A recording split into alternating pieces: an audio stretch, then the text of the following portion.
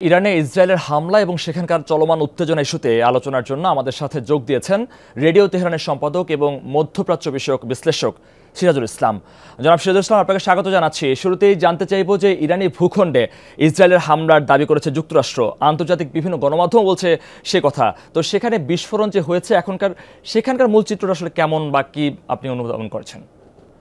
জনাব সিরাজুল, আপনি নিশ্চয়ই শুনতে পাচ্ছেন যে হামলার কথা বলা হচ্ছে সেটির বিষয়ে আসলে এখনকার পরিস্থিতি কেমন বা কি ধরনের অবস্থা তৈরি হয়েছে?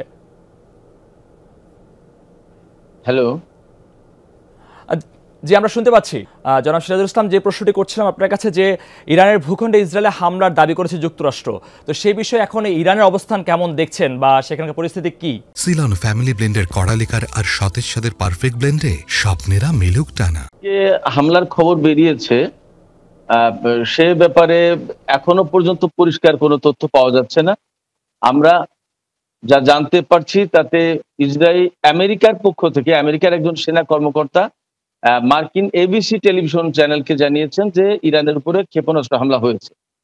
আর ইরানের পক্ষ থেকে বলা হয়েছে, আমরা এই পর্যন্ত যা যাচ্ছি, ইরানের রাষ্ট্রীয় টেলিভিশন চ্যানেল থেকে শুরু করে প্রেস টিভিতে সব জায়গায় খবর বলা হচ্ছে যে ইস্পাহানের উপরে ইস্পাহানের আকাশে 3টি ড্রোন দেখা গিয়েছিল।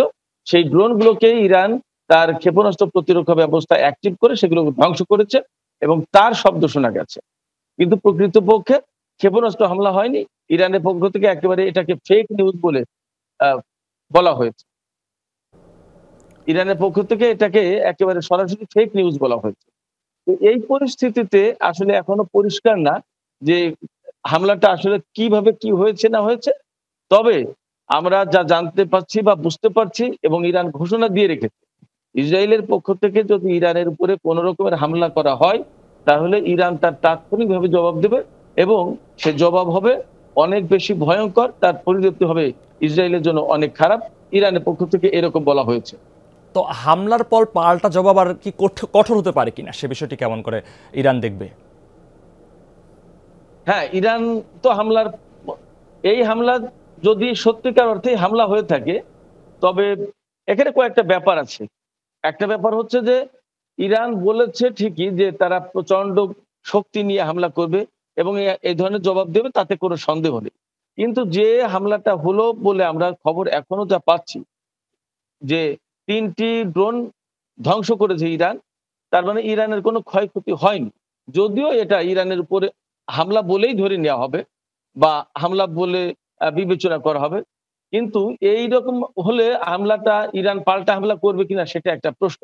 কারণ ইরানের উপরে যতক্ষণ পর্যন্ত ক্ষয়ক্ষতি না হচ্ছে ততক্ষণ পর্যন্ত হয়তো ইরান ধৈর্যের পরিচয় দিলেও দিতে পারে।